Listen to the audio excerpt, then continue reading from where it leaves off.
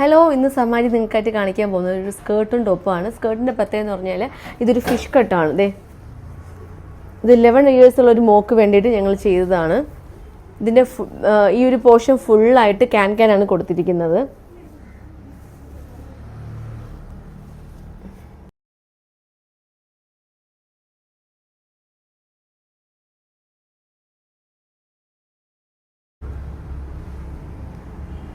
ഇതിൻ്റെ ടോപ്പ് വന്നിട്ട്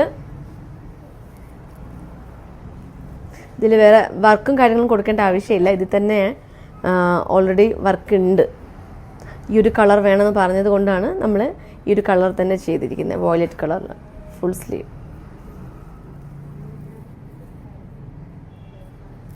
താഴെ ഈ ഒരു വർക്ക് പോയിട്ടുണ്ട്. ഓക്കെ.